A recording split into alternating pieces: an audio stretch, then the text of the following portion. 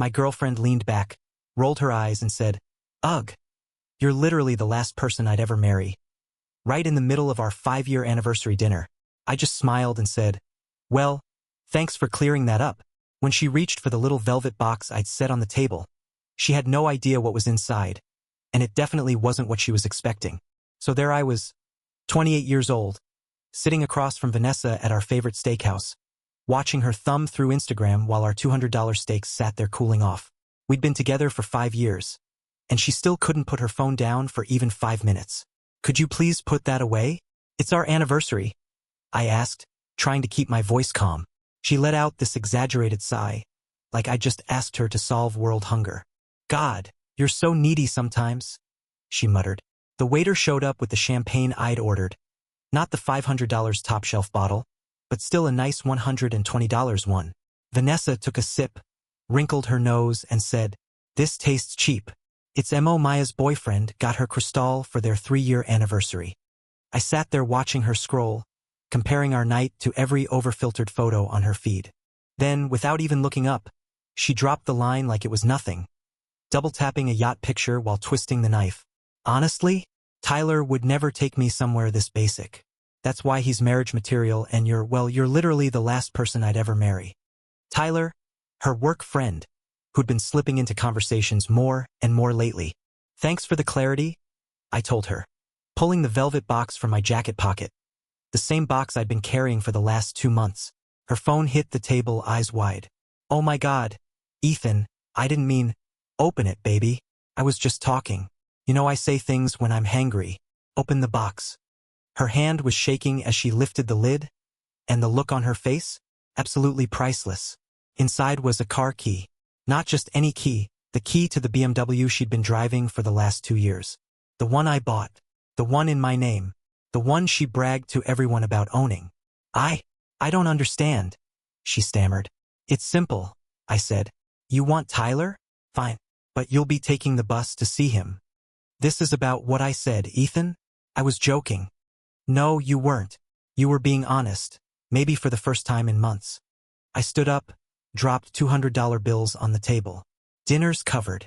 Uber's on you." "You can't take my car," she snapped. "Your car?" I laughed. "Check the registration. Check who pays the insurance.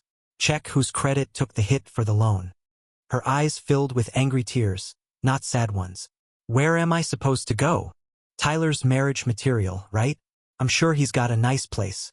What she didn't know yet was that earlier that afternoon, while she was at the salon getting her nails done for our special night, I'd already had her stuff moved. Every last thing she owned was packed into boxes sitting in the parking garage. The movers I hired? Fast and efficient. "You planned this?" she hissed. "Actually," I said, "I planned a proposal. Had a photographer hidden in the corner, your favorite flowers scheduled to be delivered to the table, even got your ring size from your sister." Her face went pale. "You were going to propose?" "Was going to," I corrected, until Maya sent me a few interesting screenshots yesterday. Vanessa's friend Maya is good people. When Vanessa started bragging in their group chat about juggling me and Tyler, saying she was just waiting to see who would propose first before deciding, Maya figured I deserved a heads up. Those screenshots told me everything.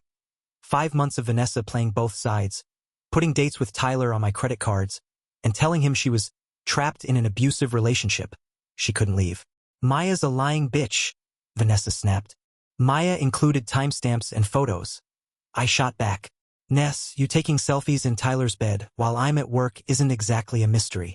She lunged for her phone, but I was faster. "What are you doing?" she demanded. "Making sure you don't drive my car anywhere." I pulled up the GPS tracker app I'd installed the week before, switched on the speed limiter, and set the geofence. "It'll still run," I explained, "but it won't go over 15 miles an hour, and it can't leave a 1-mile radius from this restaurant. That should be enough to get it to the parking garage where your stuff is." "That's psycho behavior," she shouted. "Is it?" I asked. "Or is it just protecting my property from someone who flat out admitted they were using me?" The restaurant manager came over, clearly uncomfortable with the scene we were making. I apologized, said we were leaving. In the parking lot, she grabbed my arm. "Ethan, please, we can talk about this. It's been 5 years. 5 years of what exactly?" Me funding your lifestyle while you shop for upgrades. I love you, she said. You love my credit score. Not the same thing. I got into my car. My actual car, not the BMW, and pulled out. In my rearview mirror, I saw her standing there in the $400 dress I bought her, screaming into her phone, probably calling Tyler. Good luck with that, buddy. Your marriage material just became your problem. Update number 1. You guys were right about the extinction burst thing. Vanessa went full nuclear. First move? She tried reporting the BMW as stolen. Bold strategy. The cops called me at 6 in the morning. Sir, we got a report that your BMW's been stolen. Not stolen, I explained. My ex was using it with my permission, which I've now revoked. She knows where to return it. She says she's the legal owner, they told me. Registration and insurance are both in my name. Want me to email copies? That ended the call real quick. Then came the family guilt parade. First up was her mom, calling me in tears, accusing me of leaving her poor daughter stranded and defenseless. Then her dad jumped in, threatening to sue me for emotional damages. The only one with any sense was her sister Lauren, the same one who helped me get Vanessa's ring size, who just texted, "Lol, she's mad. Good luck, bro." But the real circus rolled into town when Vanessa showed up at my office with Tyler. Yep, she actually brought her side piece to my workplace. Tyler was exactly what I'd pictured. Probably 6 feet 2 inches, movie trailer handsome in that cookie-cutter finance bro way, and wearing a suit that screamed, "Daddy's money bought this."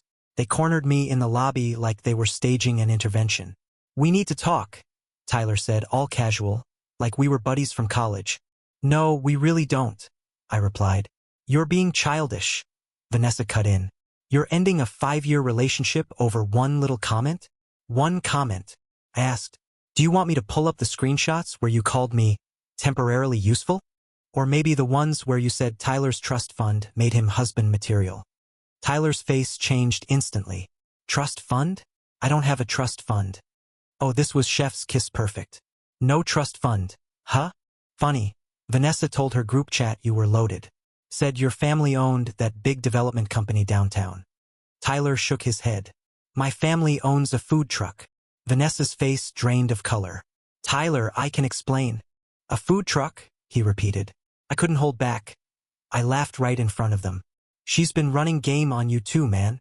He turned to her, finally seeing her for what she was. "You told me Ethan was abusive, that you couldn't leave because he controlled your money. I mean, he is controlling. Look what he's doing with the car." "The car I paid for," I said, pulling out my phone. "I opened my banking app. Want to see the payment history? Or should we go over the credit cards I canceled yesterday?" That's right. I'd finally shut down the supplementary cards she'd been burning through. She'd maxed out 3 of them.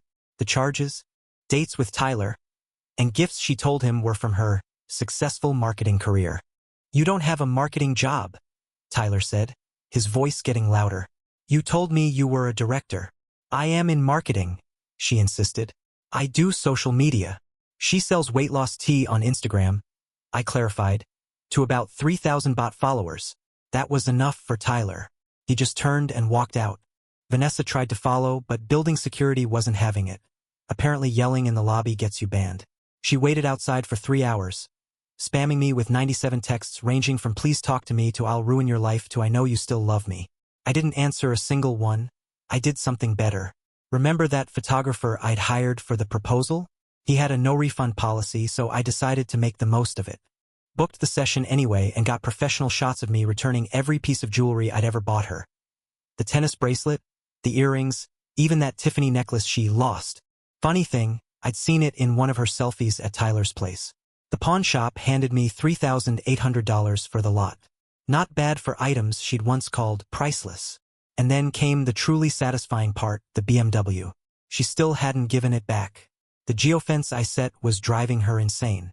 She could only drive in a sad little loop around the restaurant where I'd left her. And apparently she'd been sleeping in it for 2 nights.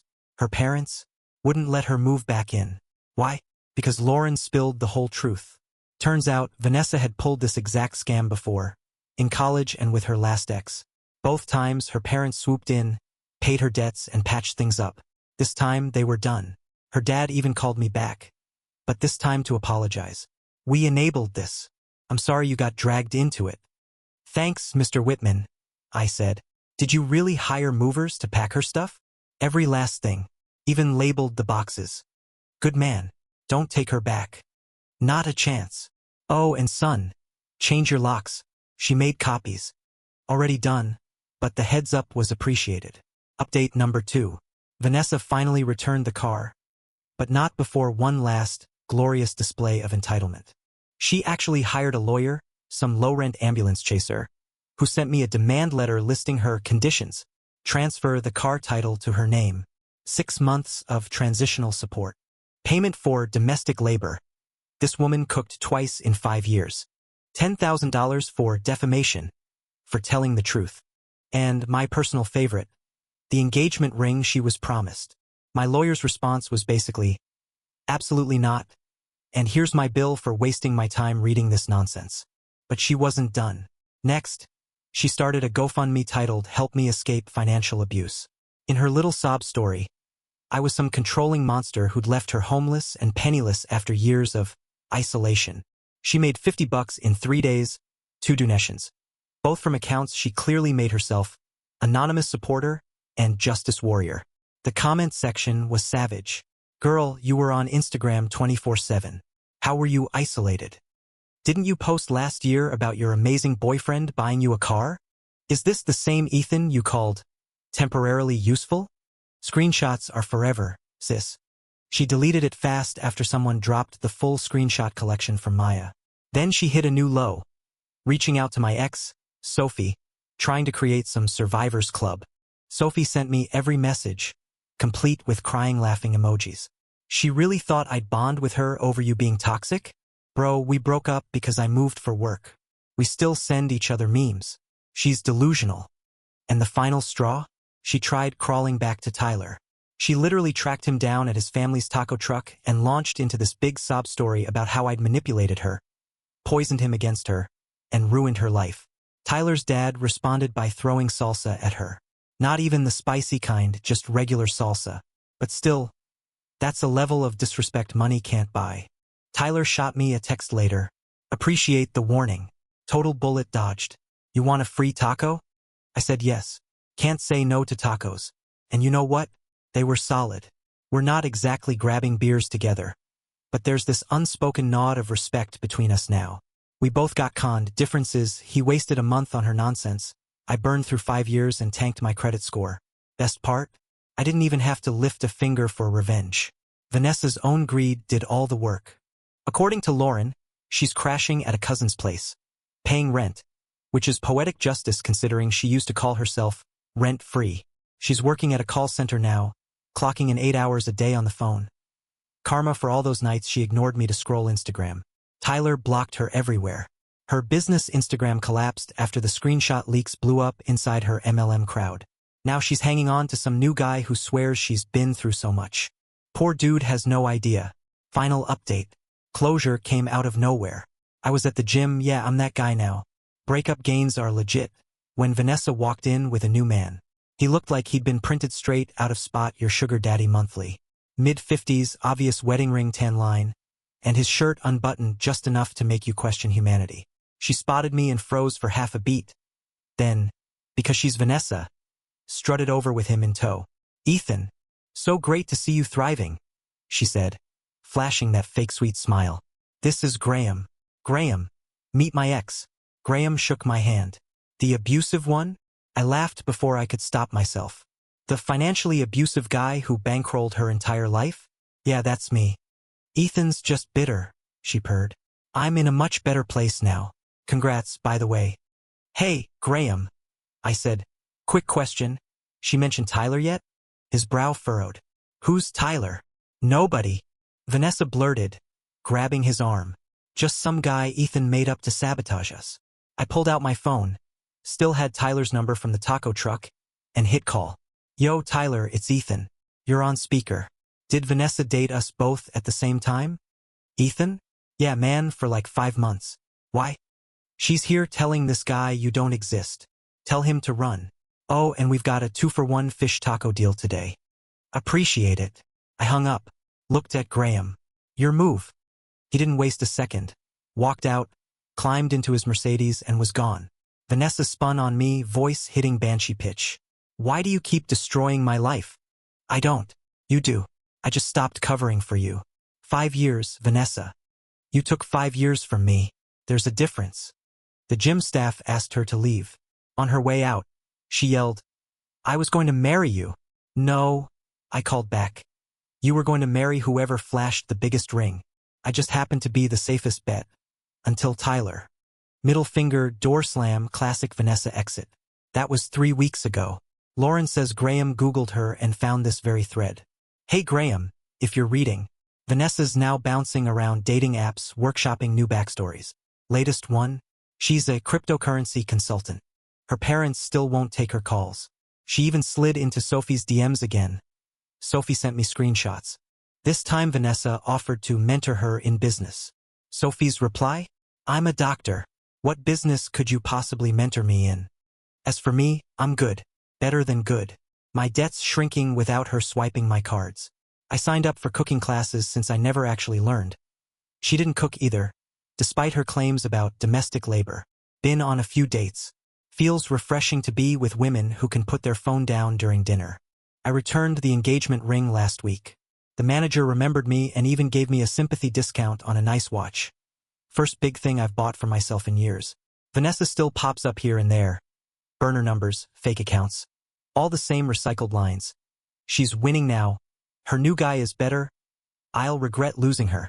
I never reply, but I keep the receipts in case the next guy needs a heads up. Funny thing about clarity. Once you see the truth, you can't unsee it. She once told me I'd be the last man she'd ever marry. Turns out that was the first true thing she'd said in years. And I'm thankful for it. Better to find out over steak than during vows. Edit. For the curious, yes, the taco truck's incredible. Tyler's family makes a killer al pastor. If you're ever in town, check out Tourist Tacos and tell them the financially abusive ex sent you. They love that story now.